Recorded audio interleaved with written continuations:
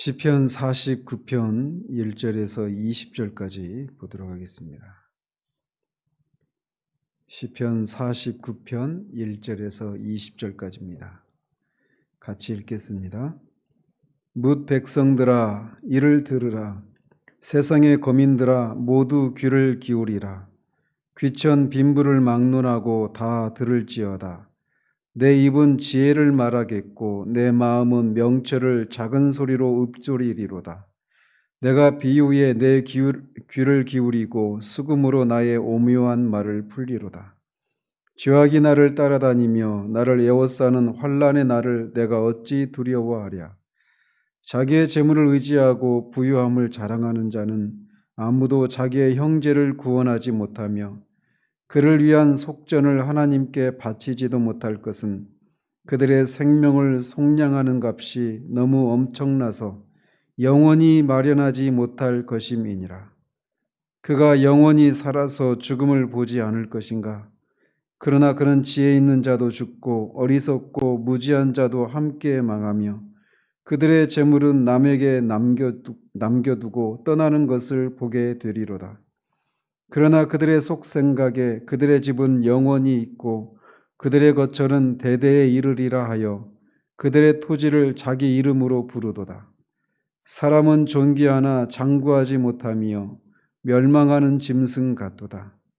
이것이 바로 어리석은 자들의 길이며 그들의 말을 기뻐하는 자들의 종말이로다. 그들은 양같이 스올에 두기로 작정되었으니 사망이 그들의 목자일 것이라. 정직한 자들이 아침에 그들을 다스리리니 그들의 아름다움은 소멸하고 스올이 그들의 거처가 되리라.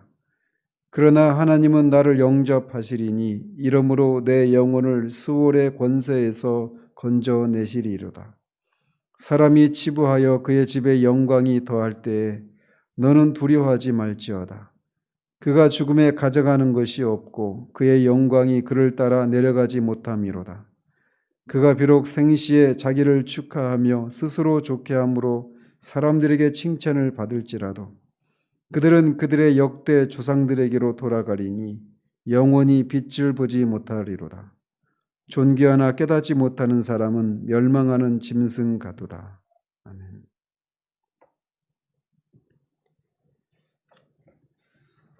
이 시 역시 고라자손의 시로서 이제 42편부터 시작되는 고라자손의 마지막 시편입니다. 시편 1편에 복 있는 사람과 대조를 이루고 있는 시인 것을 우리가 읽으면서 알 수 있습니다. 그래서 여호와를 경외하는 것을 인생의 참 행복으로 삼지 않고 세상의 부귀영화로 인생의 참 행복을 삼으려는 인간들의 어리석음과 그 결말을 교훈하는 지혜시의 일종입니다. 12절과 20절이 이 시가 전달하고자 하는 핵심 구절이라고 할 수 있습니다. 이 시는 모두 세 부분으로 나눌 수 있는데 먼저 1절에서 4절까지가 첫 부분입니다. 거기에서 시인은 온 백성을 향해서 자신이 전하고자 하는 지혜에 귀를 기울일 것을 촉구하고 있습니다. 그리고 5절에서 12절까지에서는 사람의 영혼을 구원하는 데 있어서 전혀 무가치한 재물의 헛됨과 그런 재물을 의지하고 세상의 부귀 영화에만 만족하는 자의 허망함에 대해서 언급하고 있습니다. 그리고 마지막 부분에서는 하나님을 알지 못하고 세상의 부귀 영화만을 쫓는 자가 맞이할 비참한 결말을 노래하면서 교훈을 하고 있는 겁니다. 뭇 백성들아 이를 들으라. 세상의 거민들아 모두 귀를 기울이라. 귀천 빈부를 막론하고 다 들을지어다. 내 입은 지혜를 말하겠고 내 마음은 명철을 작은 소리로 읊조리리로다. 내가 비유에 내 귀를 기울이고 수금으로 나의 오묘한 말을 풀리로다. 시인은 하나님의 백성들에게만 자신의 말에 귀를 기울이고 자신의 말을 들으라고 하지 않고 뭇 백성들과, 즉 모든 백성들과 세상의 거민들에게 자신의 말을 들으라고 말을 하고 있습니다. 이것은 시인이 전하고자 하는 교훈은 하나님의 백성들뿐만 아니라 모든 사람들이 따라야 할 교훈이기 때문에 그렇습니다. 또한 사회적인 지위가 어떠하든지 상관없이 모든 계층의 사람들이 자신의 교훈을 들어야 한다라고 말을 합니다. 그것은 귀한 자나 천한 자, 부자나 가난한 자 모두가 하나님의 형상으로 지음을 받은 존귀한 자이기 때문에 그는 그렇게 말을 하는 것입니다. 그가 말하고자 하는 지혜와 명철은 선과 악을 분별하고 선을 이루기 위해서 마땅히 사람이 배우고 따라야 할 도리를 가리키는 말입니다.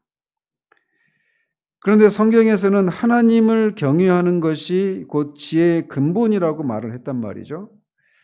따라서 시인도 이런 성경에서 말하는 그런 지혜관의 근거에서 자신이 여호와로 만족하는 일생의 신앙생활을 통해 깨달은 지혜와 명철을 말하겠다라고 말을 하고 있는 겁니다.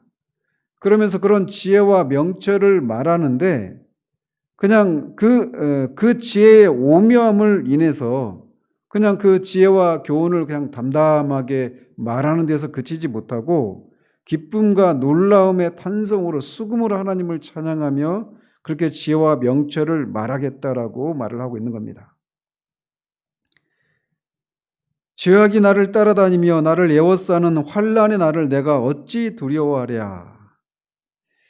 이 말은 나의 대적들의 행악이 나를 에워싸는 환난의 날, 이런 의미입니다.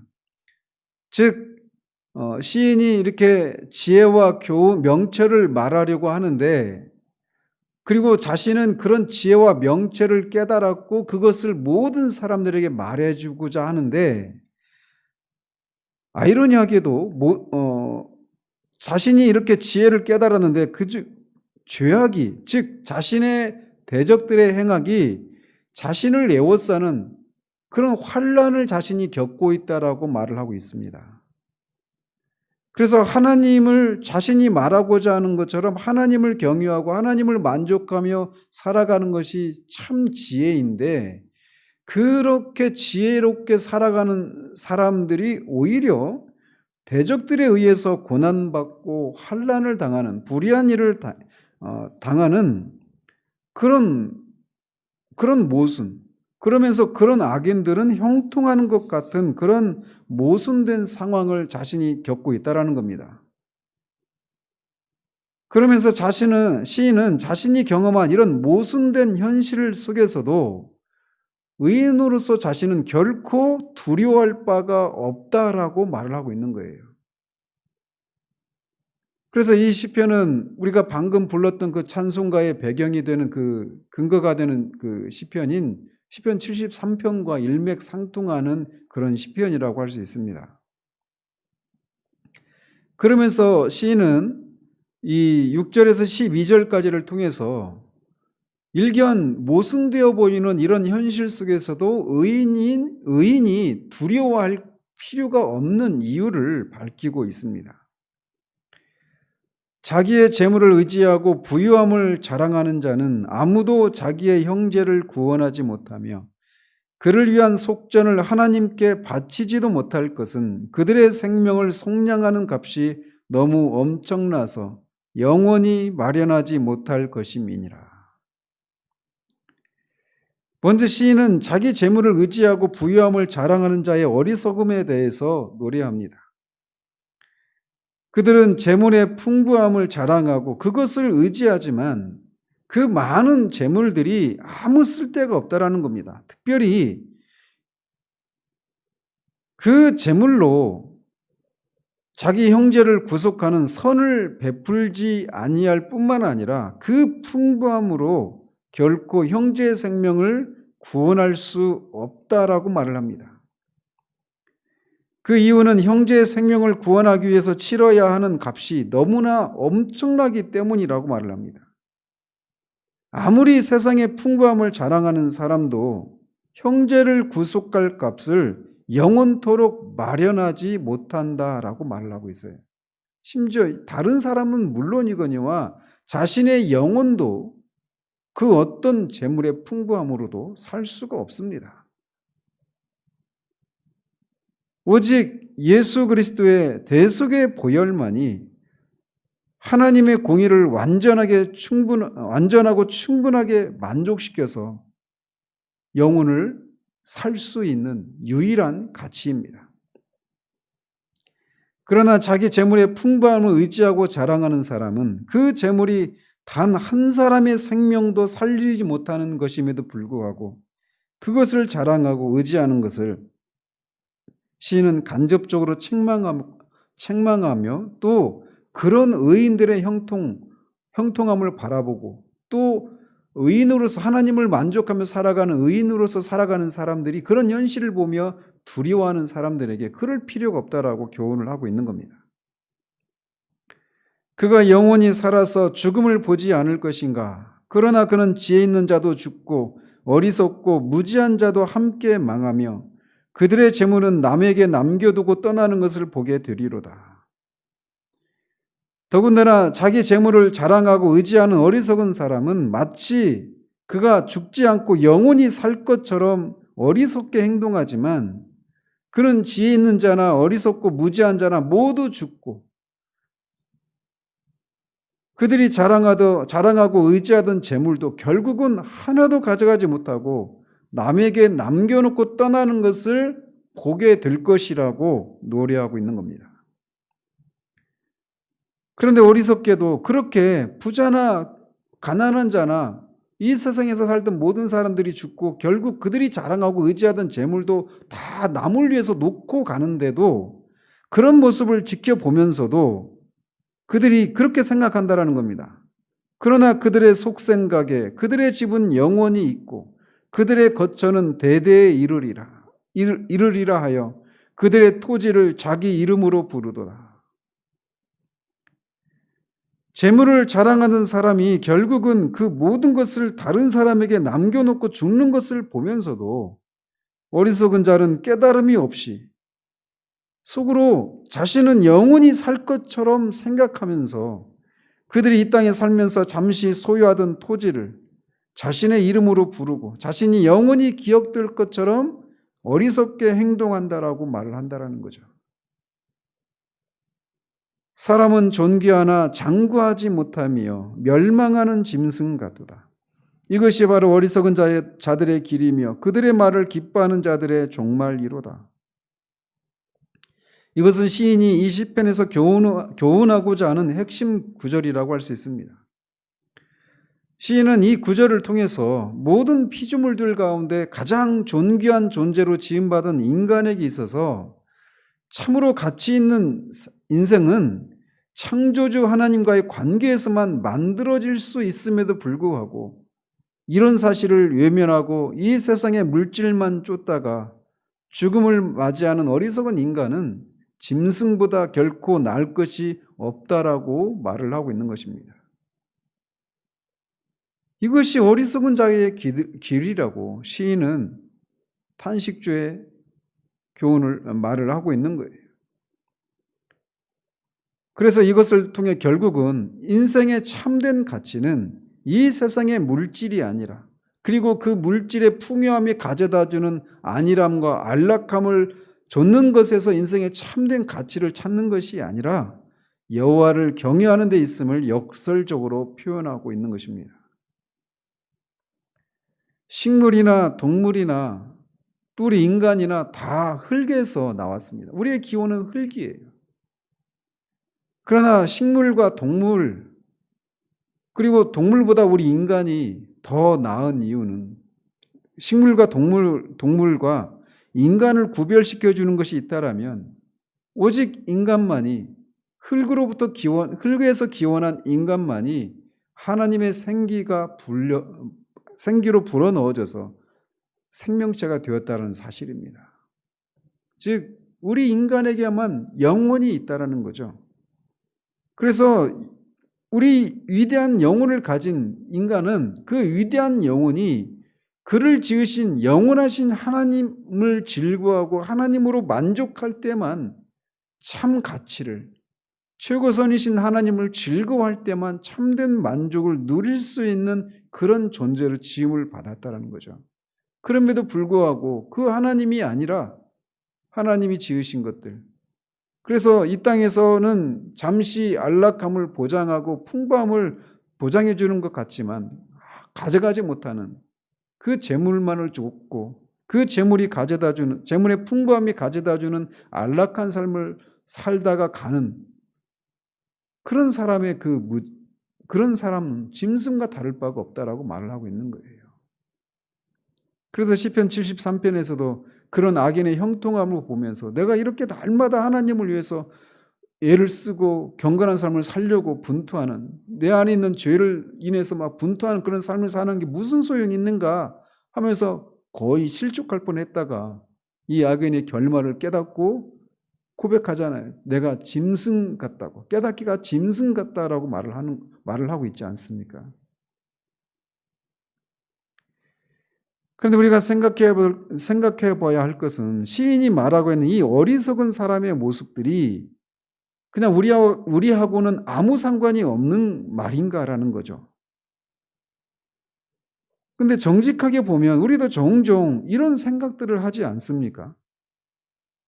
수없이 여호와를 경외하고 여호와만으로 만족하는 삶이 참 가치가 있는 삶이라고 우리가 인정하고 한동안 이 생각을 좇아 살지만 삶에 어떤 이런저런 결핍이 있을 때 그리고 여호와를 경외하지 않으면서도 형통하는 사람들이 가진 든든한 재물과 세상의 안락함을 부러워하는 생각들이 종종 우리 안에서 일어나지 않아요? 우리가 기억해야 될 것은 주님을 쫓는 이 삶은 앞으로 나아가는 것이 아니면 뒤로 물러간다는 사실입니다.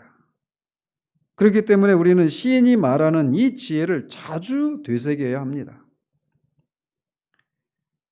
계속해서 시인은 이 어리석은 자들의 그 삶의 형태를 노래합니다. 그들은 양같이 스올에 두기로 작정되었으니 사망이 그들의 목자일 것이라. 정직한 자들이 아침에 그들을 다스리리니 그들의 아름다움은 소멸하고 스올이 그들의 거처가 되리라. 시인은 육체의 안일함과 만족만을 위해서 물질을 쫓는 어리석은 하나님이 없는 인본주의자들의 행위의 결과가 스스로 사망의 길로 쫓아가는 것과 같다라고 말을 하면서 마치 그것이 목자가 인도하는 대로 그냥 순순히 쫓아가는 양의 행위에 비유합니다. 양은 목자가 인도하는 대로 그냥 따라갑니다. 그런 것처럼 이들이 사망이라고 하는 목자를 따라 그냥 순순히 쫓아간다라는 거예요. 그래서 어리석은 인본주의자들은 필연코 멸망하게 된다라고 말을 하고 있는 겁니다. 그리고 육체의 안일과 물질의 축복만을 쫓아 사는 사람은 아침에, 즉 하나님의 초후의 심판 후에 새롭게 시작되는 그 새 하늘과 새 땅에서의 그 시대에 정직한 자, 즉 여기서는 여호와를 경외하고 여호와 하나님 중심으로 살아가는 신본주의자들이죠. 의인들이죠. 그런 의인들이 그 악인들을 어리석은 자들을 다스리고 그날에 이 땅에서 잠시 형통하던 어리석은 자들의 아름다움도 사라지고 사망 아래 살게 된다라고 말을 하고 있습니다. 그러나 하나님은 나를 영접하시리니 이러므로 내 영혼을 스올의 권세에서 건져내시리로다. 시인은 14절에서 말하던 것에 이어서 어리석은 자의 거처가 사망이지만 정직한 자인 자신을 포함한 의인은 하나님께서 사망의 권세에서 건져서 영생을 누리게 하실 것이라고 노래합니다. 영혼에 비해서 이 땅에서의 삶은 찰나에 불과하지만 찰나와 같은 이 땅에서의 형통을 위해서 자신의 영혼을 팔아버린 그런 파우스트들이 얼마나 많은지 모릅니다. 사람이 치부하여 그의 집에 영광이 더할 때에 너는 두려워하지 말지어다. 그가 죽음에 가져가는 것이 없고 그의 영광이 그를 따라 내려가지 못함이로다. 16절에서 20절까지에서는 이 시의 결론에 해당하는 부분으로서 물질적인 풍요가 인간을 죽음에서 영생으로 나아가는 데 있어서 아무런 힘도 없고 무가치하다라고 하는 사실을 언급합니다. 그래서 사람이 이 세상에서 누리는 그런 인간적인 영광은 다음 생에서는 아무런 소용이 없다라고 하는 그런 구속사적인 인생관을 시인이 피력하고 있어요. 그러면서 시인은 17절을 통해서 그런 구속사적인 인생관의 견지에서 볼 때 의인들은 현 세상에서 일시적으로라도 부유한 자들을 부러워하거나 두려워할 필요가 전혀 없다라고 말을 합니다. 왜냐하면 세상의 재물로 인해서 이 땅에서 누리던 영광도 죽음 앞에서는 모두 헛것이고 그 영광은 이 땅에서 일시적으로 누릴 수 있는 것일 뿐이기 때문이라고 말을 하고 있는 것입니다.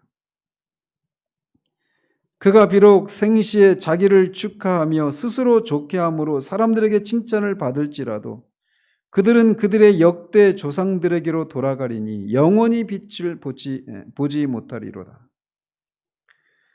비록 어리석은 자들이 이 땅에서 자신의 수고로 얻은 재물과 그것으로 인한 지위에 도취되어서 스스로 자화자찬하고 사람들에게 칭찬을 받고 부러움을 살지 몰라도 그는 그가 살면서 지켜보았던 많은 조상들이 죽어서 무덤으로 갔던 것처럼 그 자신도 결국 그 조상들이 갔던 곳으로 가게 되는 유일한 존재일 뿐이기 때문에 그들의 형통함을 부러워할 것이 없다라고 시인은 말합니다.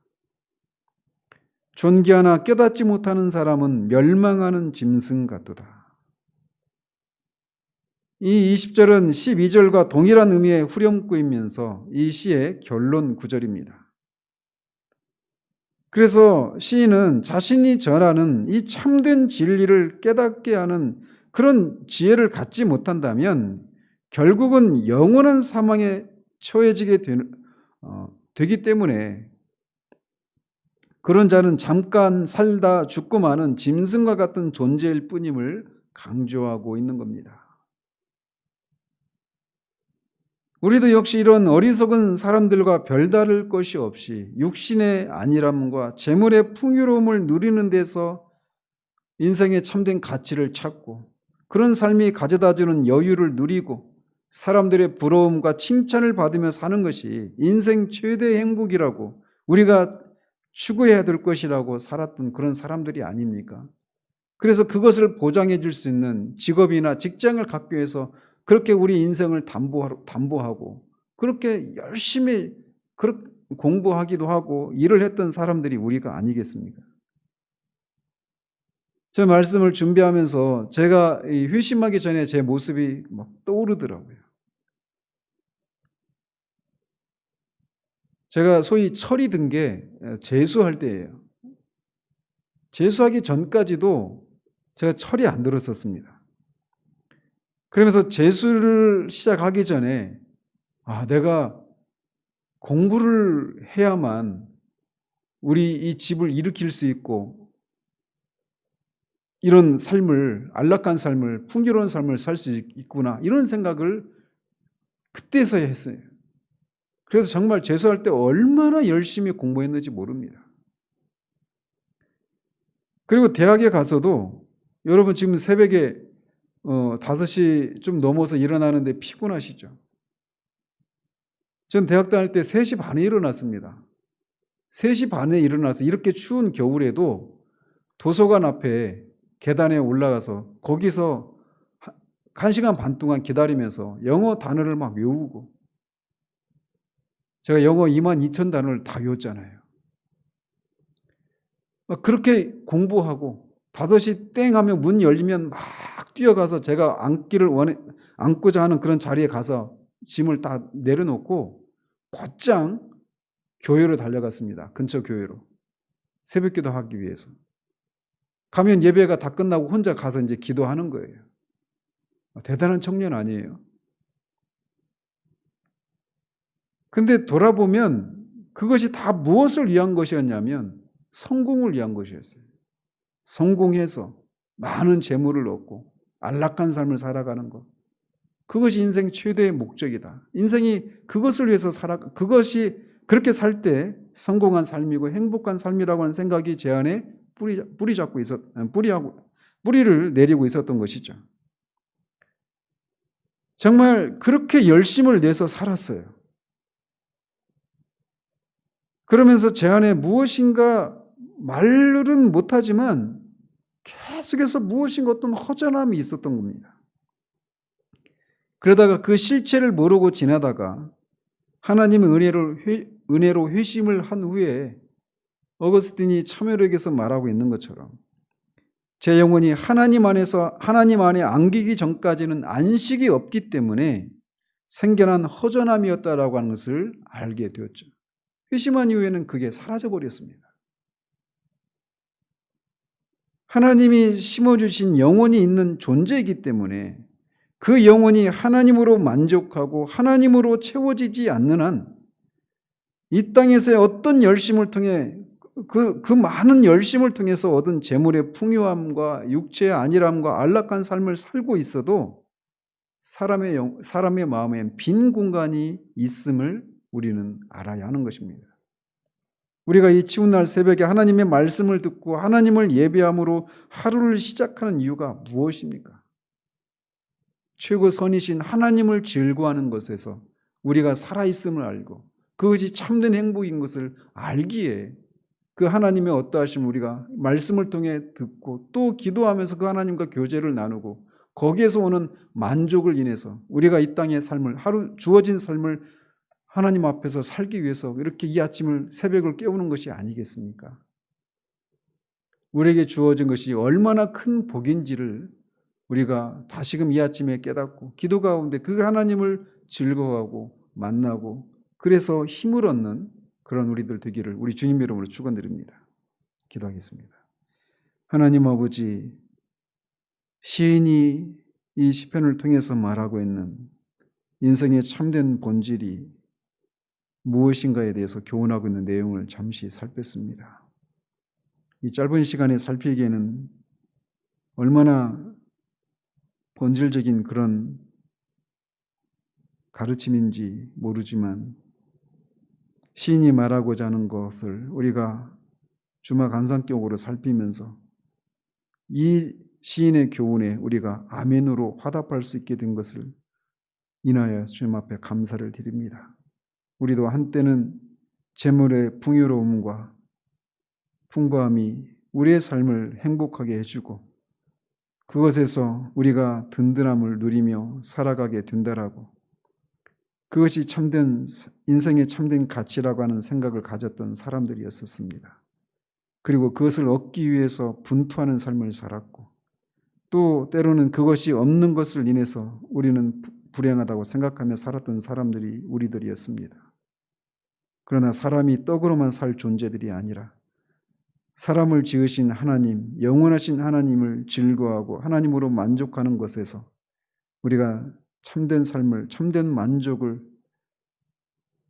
누릴 수 있는 존재로 우리를 지으셨다는 사실들을 알게 하시고 하나님을 즐거움으로 힘을 얻는 삶을 살게 하신 하나님의 은혜를 감사를 드립니다.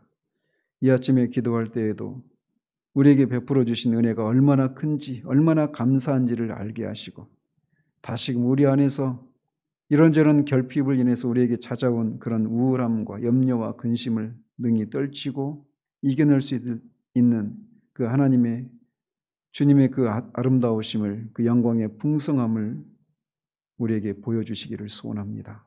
예수 그리스도의 이름으로 기도합니다. 아멘.